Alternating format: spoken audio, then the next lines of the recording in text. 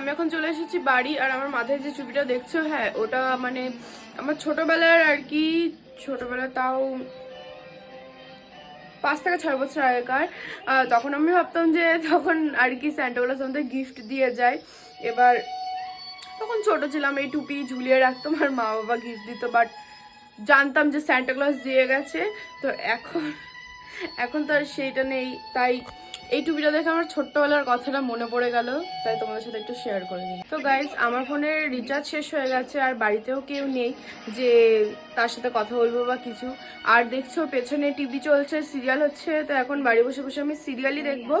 আজকের মতো এইটুকুই, দেখা হচ্ছে নেক্সট কোনো মিনি ব্লগে। টাটা।